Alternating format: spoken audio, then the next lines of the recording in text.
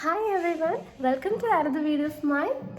ഇന്നത്തെ ദിവസം ഞാൻ കുറച്ച് സന്തോഷത്തിലാണ്.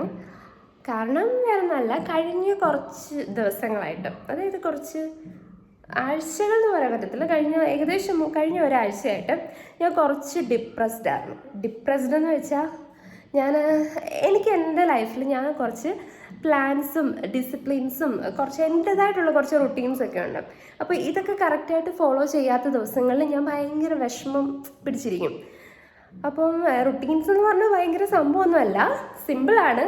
അതായത് ഇപ്പം നേരത്തെ എഴുന്നേൽക്കുക, രാവിലെ കുറച്ച് നേരത്തെ എഴുന്നേൽക്കുക, ചെറുതായിട്ട് മെഡിറ്റേഷൻ ചെയ്യുക, എക്സസൈസ് ചെയ്യുക. എനിക്ക് ഒരു അത്യാവശ്യം വലിയൊരു ബോട്ടിലുണ്ട്. ആ ബോട്ടിൽ നിറച്ച് ദിവസം 2 നേരം വെള്ളം കുടിക്കുക, പിന്നെ കുറച്ച് നടക്കുക, പിന്നെ കുറച്ച് നേരം എനിക്ക് വായിക്കാൻ ഞാൻ കുറച്ച് ബുക്സൊക്കെ എടുത്ത് വെച്ചിട്ടുണ്ട്. ആ ബുക്സൊക്കെ കറക്റ്റായിട്ട് വായിക്കുക. പിന്നെ ഞാൻ കുറച്ച് മെൻ്റൽ ഗെയിംസൊക്കെ കളിക്കുന്നുണ്ട്, അതെല്ലാം കറക്റ്റായിട്ട് ഫോളോ ചെയ്യുക. അങ്ങനെ കുറച്ച് കാര്യങ്ങളൊക്കെ എൻ്റെ ഒരു റുട്ടീനിലുള്ള കുറച്ച് കാര്യങ്ങളായിരുന്നു. അപ്പോൾ ഞാൻ കഴിഞ്ഞ ഒരാഴ്ചയായിട്ട് ഈ പറഞ്ഞ കാര്യങ്ങളൊന്നും ചെയ്യുന്നില്ലായിരുന്നു. അപ്പോൾ കഴിഞ്ഞ ഒരാഴ്ചയായിട്ട് ഞാൻ ഈ പറഞ്ഞ കാര്യങ്ങളൊന്നും ചെയ്യുന്നില്ലായിരുന്നു.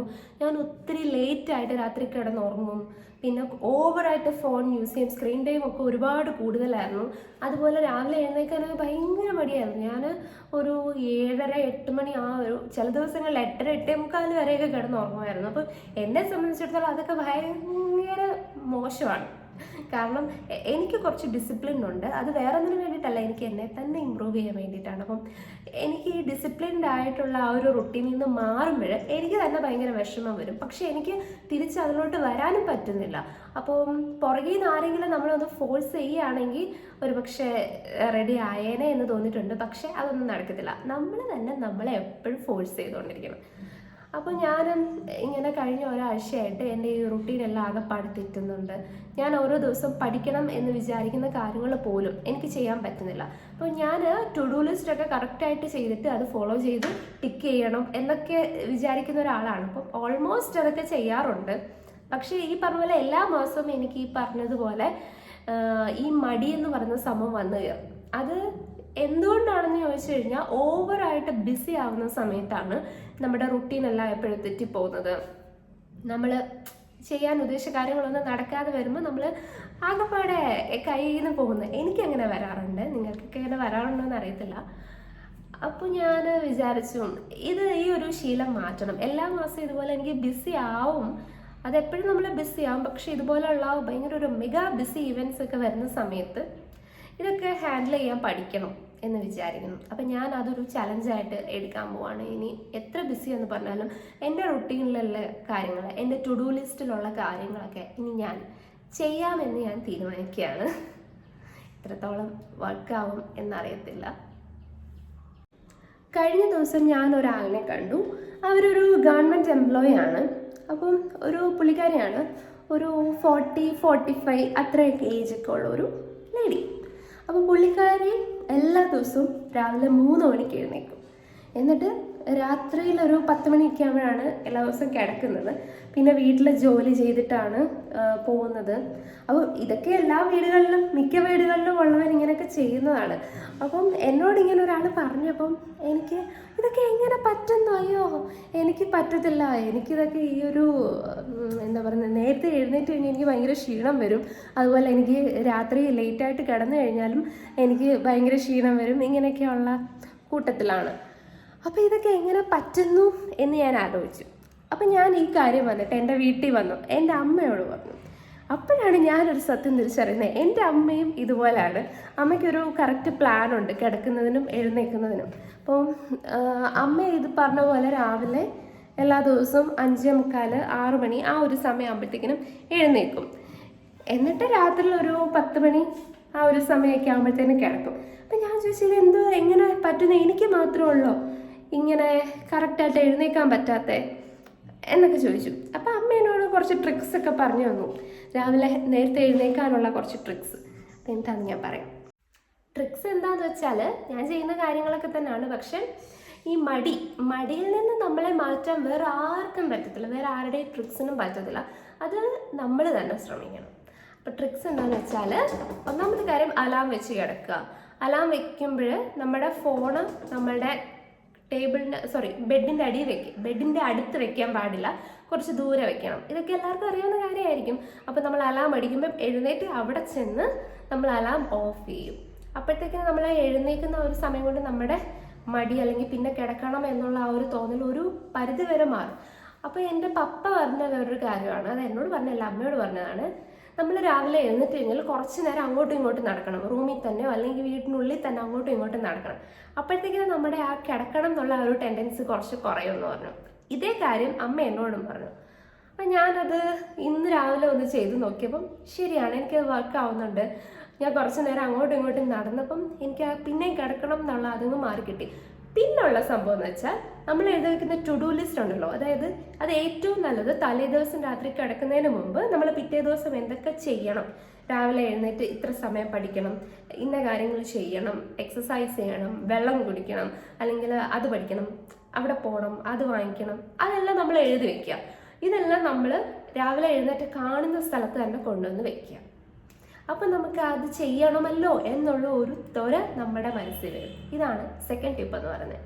പിന്നെ ഒരു ടിപ്പ് ഉണ്ടായിരുന്നു, അതായത് മൂന്നാമത്തെ ടിപ്പ് എന്ന് പറഞ്ഞാൽ രാത്രി കിടക്കുന്നതിന് മുന്നേ രാവിലെ എഴുന്നേൽക്കാനുള്ള മോട്ടിവേഷൻ വീഡിയോസ് കണ്ടിട്ടോ അല്ലെങ്കിൽ അതിൻ്റെ എന്തെങ്കിലും പോഡ്കാസ്റ്റോ അങ്ങനത്തെ എന്തെങ്കിലും സംഭവം കേട്ടിട്ടോ കിടന്നുറങ്ങുക. അത് നമ്മൾ കേട്ടിട്ട് കിടന്നുറങ്ങിക്കഴിഞ്ഞാൽ നമുക്ക് രാവിലെ എഴുന്നേക്കാൻ നേരം മടി വരുമ്പം ആ സംഭവം നമുക്ക് ഓർമ്മ വരും. അതിൽ നമ്മൾ കേട്ട നമ്മളെ സ്ട്രൈക്ക് ചെയ്ത ആ ഇൻസ്പയറിംഗ് ആയിട്ടുള്ള ഡയലോഗ്സ് നമുക്ക് ഓർമ്മ വരും. അപ്പോൾ നമ്മൾ ഓട്ടോമാറ്റിക്കായിട്ട് എഴുന്നേറ്റ് പോകും. ഇതാണ് അടുത്ത ടിപ്പ്. പിന്നുള്ളത്, നമ്മൾ രാവിലെ എഴുന്നേൽക്കണമെങ്കിൽ നമുക്ക് ഒട്ടും കംഫർട്ടബിൾ അല്ലാത്ത റൂമിൽ പോയി കിടക്കുക. അതായത് എന്നെ സംബന്ധിച്ചിടത്തോളം എൻ്റെ ബെഡ്റൂമിൽ കിടന്നു കഴിഞ്ഞാൽ ഞാൻ കുറച്ച് നേരത്തെ എഴുന്നേൽക്കും. പക്ഷെ ഞാൻ എൻ്റെ വീട്ടിലെ വേറൊരു റൂമിൽ കിടക്കുവാണെങ്കിൽ എനിക്ക് നല്ല സുഖമായിട്ട് അവിടെ കിടക്കാം. അതായത് അവിടെ ഒരു വെക്കേഷൻ മൂഡാണ്. എനിക്ക് അവിടെ കിടന്നു കഴിഞ്ഞാൽ അത് രാവിലെ എഴുന്നേക്കാൻ തോന്നത്തില്ല, കുറേ നേരം കൂടെ അവിടെ കിടക്കാൻ തോന്നും. സോ അങ്ങനെയുള്ള സ്ഥലങ്ങളിൽ നമ്മൾ അധികം കിടക്കാതിരിക്കുക. ഇപ്പം നമുക്ക് ലേറ്റ് ആയിട്ട് എഴുന്നേറ്റാലും കുഴപ്പമില്ല എന്നുള്ള സമയത്താണെങ്കിൽ അവിടെ കിടക്കാം. രാവിലെ എഴുന്നേൽക്കണം എന്നുള്ള സാഹചര്യം ആണെങ്കിൽ രാവിലെ നമ്മുടെ റൂമിലേക്ക് വെട്ടമൊക്കെ കയറാൻ വേണ്ടി കർട്ടൻസൊക്കെ അത് അഡ്ജസ്റ്റ് ചെയ്ത് വെക്കുക. അതുപോലെ പുറത്തുനിന്നുള്ള സൗണ്ടൊക്കെ കേൾക്കുന്ന രീതിയിൽ ഡോറൊക്കെ അഡ്ജസ്റ്റ് ചെയ്ത് വെക്കുക. എന്ന് വെച്ചാൽ തുറന്നിട്ടുണ്ട് കിടക്കണം എന്നല്ല. സോ അങ്ങനെയുള്ള കൊച്ചു കൊച്ചു ട്രിക്സൊക്കെ ഫോളോ ചെയ്യുക. സോ അങ്ങനെ നമുക്ക് ഈ ഒരു രാവിലെ എഴുന്നേൽക്കണം എന്നുള്ള ആ ഒരു പ്രതിഭാസം അല്ലെങ്കിൽ ആ ഒരു ചലഞ്ചിനെ നമുക്ക് അക്സെപ്റ്റ് ചെയ്യാൻ പറ്റും. പിന്നെ എന്നെ സംബന്ധിച്ചിടത്തോളം ഞാൻ വർക്കൗട്ട് ചെയ്യുമായിരുന്നു. അപ്പോൾ കഴിഞ്ഞ ഒരാഴ്ചയോടെ എനിക്ക് വർക്കൗട്ട് ചെയ്യാൻ തീരെ പറ്റുന്നില്ലായിരുന്നു. അത് ബിസി ആയതുകൊണ്ട് തന്നെ ആയിരുന്നു. രാവിലെ എവിടെയെങ്കിലും പോകണം. പിന്നെ അതുപോലെ ഞാൻ ഈ സമ്മർ ആയി കഴിഞ്ഞാൽ ഞാൻ ഡേ ടൈമിൽ എക്സസൈസ് ചെയ്യത്തില്ലായിരുന്നു, ഈവനിങ് ഒന്നും ചെയ്യത്തില്ല. കാരണം ചൂടല്ലേ, അപ്പോൾ ചൂട് സമയത്ത് ഭയങ്കരമായിട്ട് വിയർക്കുമല്ലോ. പിന്നെ കുളിക്കും, വിയർത്ത് കഴിഞ്ഞിട്ട് കുളിക്കണം, അത് വേറെ കാര്യം. എന്നാലും എനിക്ക് മടിയാണ് ആ സമയത്ത് ആ ചൂടത്ത് നിന്ന് ആ ചൂട് അനുഭവിക്കേണ്ടി വരുമല്ലോ, അതുകൊണ്ട്. അപ്പോൾ രാവിലെയാണ് സമ്മർ ടൈമിൽ എക്സസൈസ് ചെയ്യാൻ ഏറ്റവും നല്ലത് എന്ന് എനിക്ക് തോന്നി. പക്ഷേ ഞാൻ രാവിലെ എവിടെയെങ്കിലുമൊക്കെ പോകണം അല്ലെങ്കിൽ എന്തെങ്കിലുമൊക്കെ ചെയ്യേണ്ട തിരക്കുകൊണ്ട് പല ദിവസങ്ങളിലും എക്സസൈസൊക്കെ എൻ്റെ കംപ്ലീറ്റ് ആയിട്ട് മുടങ്ങിപ്പോയായിരുന്നു. അപ്പോൾ അതിന് വേണ്ടിയിട്ട് ഞാൻ എന്നെ തന്നെ മോട്ടിവേറ്റ് ചെയ്തത് എൻ്റെ ബോഡിയുടെ ആ ഒരു ഷേപ്പ് അല്ലെങ്കിൽ നമ്മുടെ ഒരു സ്ട്രക്ചർ നമുക്കറിയാമല്ലോ, അതിൽ നിന്ന് എന്തെങ്കിലും മാറ്റം വന്നിട്ടുണ്ടെങ്കിൽ അയ്യോ മാറിപ്പോയി, ഇനി പഴയതിലോട്ട് തിരിച്ചു പോകണം എന്നുള്ള ഒരു തോട്ടിലേക്ക് വരും. നേരത്തെ ആയിരുന്നെങ്കിൽ എനിക്ക് മാച്ച് ചെയ്യാത്ത, എനിക്ക് ചേരാത്ത, ഫിറ്റ് ആവാത്ത കുറേ ഡ്രസ്സ് ഉണ്ടായിരുന്നു, അത് ഇടണം എന്നുള്ളതായിരുന്നു എൻ്റെ മോട്ടിവേഷൻ. അപ്പോൾ അത് ഞാൻ അച്ചീവ് ചെയ്തു. ഞാൻ ഒരു 1 ഇയർ എടുത്ത് ഞാനൊരു 15 കിലോ കുറച്ചിട്ടുണ്ടായിരുന്നു. അപ്പോൾ അതിനെപ്പറ്റി ഞാൻ വേറൊരു വീഡിയോയിൽ പറയാം. അപ്പോൾ അങ്ങനെ ആ സമയത്ത് എൻ്റെ ഒരു ത്രൈവിങ് ഫോഴ്സ് എന്ന് പറഞ്ഞാൽ ഞാൻ മാറ്റി വെച്ചിരുന്ന കുറച്ച് ഡ്രസ്സ് ഉണ്ടായിരുന്നു, അതെനിക്ക് ഇടണം എന്നുള്ളതായിരുന്നു. അതൊക്കെ ഞാൻ അച്ചീവ് ചെയ്തു.